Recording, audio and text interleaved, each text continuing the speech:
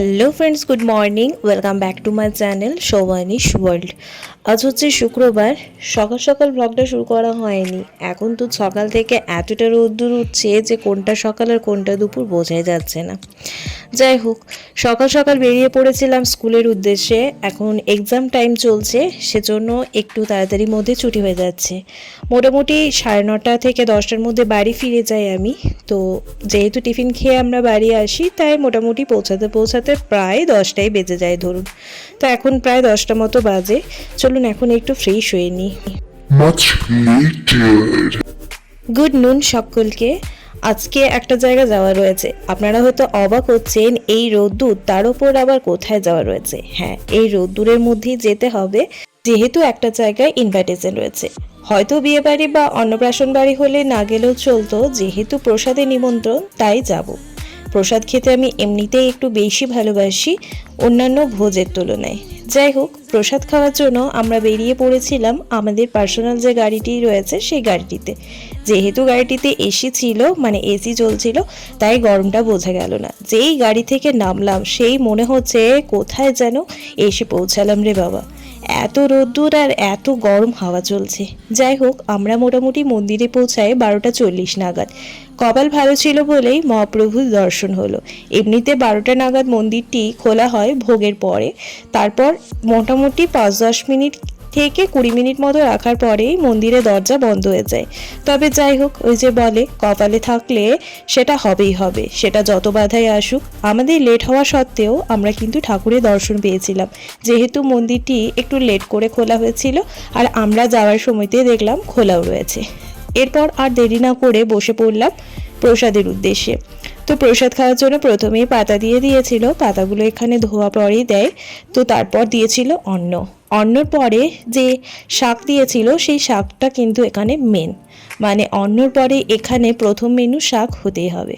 কথায় আছে, মানে পৌরাণিক কথা অনুসারে মহাপ্রভু মন্দিরে একবার এই প্রসাদ হওয়ার সময় একবার শাক পাওয়া যায়নি বলে শাকটা অন্নতে ছিল না, মানে রেসিপিতে ছিল না। তো পৌরাণিক কথা অনুসারে মহাপ্রভু নিজেই চলে গিয়েছিলেন শাকবাড়িতে শাক তোলার জন্য। তখন থেকে আজ পর্যন্ত এই মেনুতে শাকটা কিন্তু রয়েছে। বাকি যা অন্যান্য সবজি রয়েছে শাক কিন্তু তার সাথে থাকবেই থাকবে। যাই হোক, এখন আমাদের প্রসাদ খাওয়া তো সবারই কমপ্লিট হয়ে গেছে। হ্যাঁ, তবে মিস্টার ঘোষ আসতে পারেনি, যেহেতু ওর স্কুল রয়েছে আর স্কুলে ছুটিও পাওয়া যায়নি, সেজন্য ওর আসা হয়নি। বাকি আমরা সবাই এসেছিলাম। এবার আমার মা, দিদা সবাইকেই নিয়ে প্রসাদ খেতে গিয়েছিলাম।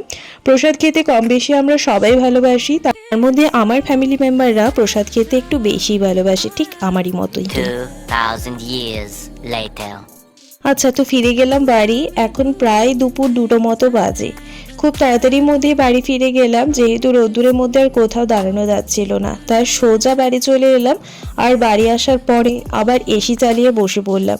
বিজ্ঞান উন্নত বলেই হয়তো আমরা এখনো পর্যন্ত ঠান্ডা হাওয়াতে বেশ ভালোভাবে বসে থাকতে পারছি বা ঘুমোতে পারছি। ছাড়া যা গরম পড়তে শুরু করেছে, মানুষের টিকে থাকাটাই মুশকিল। Much later. Good evening everyone. আসার পর বেশ ঠান্ডায় ঠান্ডায় একটু ঘুম দিয়ে দিলাম লম্বা করে।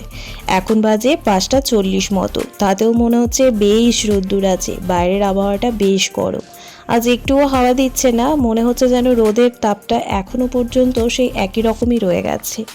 যাই হোক, হাঁটতে হাঁটতে এখানে দেখলাম সূর্যটা বেশ ভালো লাগছে। পশ্চিমাস্তে যখন, মানে পশ্চিম আকাশে যখন সূর্যটা অস্ত যায়, তখন যে আধো কমলা কালার বা লাল কালারের যে সূর্যটা হয়, এত ব্যাপক সুন্দর লাগে দেখতে, যেটা ক্যামেরা একটু ভালোভাবে বোঝা যায় না ঠিকই, তবে চোখের সামনে, মানে চোখে দেখলে সেটা এত অপূর্ব লাগে যেটা ভাষায় প্রকাশ করা যায় না। যাই হোক, আপনাদের সাথে একটু ক্যামেরাবন্দি করে শেয়ার করার চেষ্টা করলাম মুহূর্তটা, আশা করি ভালো লাগবে। আচ্ছা, তো ফিরে গেলাম বাড়ি। প্রচণ্ড গরম লেগে গেছে, যেহেতু অনেক স্পিডে হাঁটি আমি, সেজন্য হাঁটতে হাঁটতে প্রচণ্ড ঘেমেও যায়, আর তাছাড়া প্রচণ্ড গরমও লাগছে। এমনিতেই তো আবহাওয়াটা প্রচণ্ড গরম, তার সাথে আবার হাঁটা চলা করলে গরম তো একটু বেশি লাগে। তো এখন জাস্ট বাড়ি ফিরলাম, এখন একটু ফ্রেশ হয়ে একটু রেস্ট করব। ওইদিকে ততক্ষণে একটু সন্ধেটা দিয়ে দিই, কারণ আমি এদিকে ততক্ষণে একটু রেস্টটাও করে নিই। আচ্ছা, তো সন্ধে দেওয়া কমপ্লিট, আমিও একটু রেস্ট করছিলাম। তো যাই হোক, এখন রান্নাঘরে এলাম, একটু চা বসালাম। গরমে চা খেতে আমার তো একটু ইচ্ছে করছে না। মায়ের জন্য রটি বানিয়ে দিলাম আর আমি তার সাথে একটু হরলিক্স নিয়ে নিলাম। এই হরলিক্স আর বিস্কিটই খাবো আমি সন্ধ্যাবেলা। ইদানিং হরলিক্স বিস্কুটই খাচ্ছি, মুড়ি খুব কমই খাই বা চাটাও এখন অ্যাভয়েড করি। যাই হোক চলুন এখন এটাই খাই আর তার সাথে একটু টিভি দেখা যাক। আচ্ছা, আগের দিন তো যেহেতু বিয়ের ডেট ছিল, তাই আজকে তো অনেক জায়গায় রিসেপশন রয়েছে, তো আমাদেরও ইনভাইটেশন রয়েছে।